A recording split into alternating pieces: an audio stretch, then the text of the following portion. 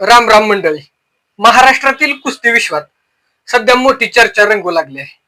Wrestling association of Maharashtra अर्थातच महाराष्ट्र राज्य कुस्तीगीर संघाने नुकतेच एक परिपत्रक जाहीर करून राज्यातील सर्व संलग्न शहर व जिल्हा संघटना, त्याचबरोबर नोंदणीकृत कुस्तीगीर, तांत्रिक अधिकारी आणि मार्गदर्शक यांना महत्वाची सूचना दिली आहे.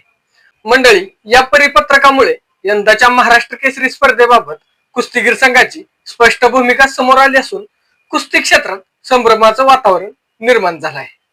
कुस्तीगीर संघाच्या माहितीनुसार दिनांक 18 ते 22 मार्च 2026 दरम्यान पुणे येथे 68वी राज्य अजिंक्यपद कुस्ती स्पर्धा आणि महाराष्ट्र केसरी किताबाची अधिकृत स्पर्धा आयोजित करण्यात येत आहे. ही स्पर्धा महाराष्ट्र राज्य कुस्तीगीर संघाच्या मान्यतेने होत असल्यामुळे या स्पर्धेतील विजेत्या कुस्तीगीरांना शासकीय मान्यता, शासनाच्या विविध क्रीडा योजनांचा लाभ, त्याचबरोबर राष्ट्रीय स्तरावरील स्पर्धांमध्ये सहभागी होण्याची संधी मिळणार आहे. त्यामुळे हीच स्पर्धा अधिकृत मानली जाणार असल्याचे कुस्तीगीर संघाने स्पष्ट केले आहे.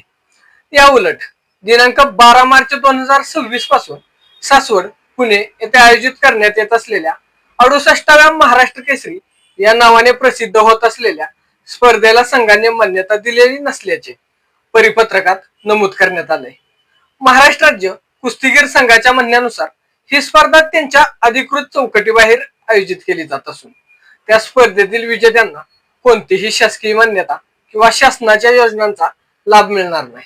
तसेच अशा स्पर्धेत सहभागी होणाऱ्या कुस्तीगीरांवर संघाच्या नियमानुसार कारवाई होऊ शकते, अशी ही सूचना महाराष्ट्र राज्य कुस्तीगीर संघाच्या वतीने देण्यात आली आहे.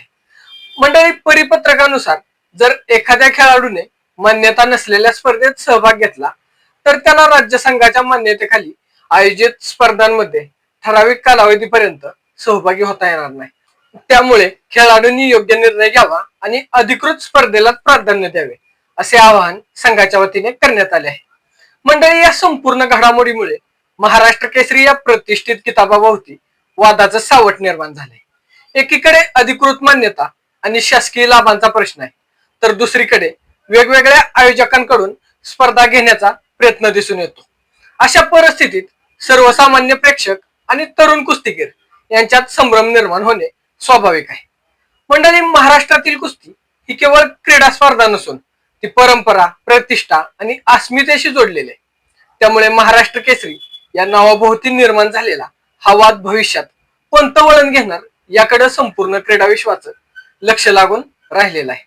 मंडळी, आता संबंधित पक्षांनी म्हणजे दोन्ही संघटनांनी परस्पर संवादातून मार्ग काढणं आणि खेळाडूंच्या हिताला प्राधान्य देणं हीच काळाची गरज बनलेली आहे.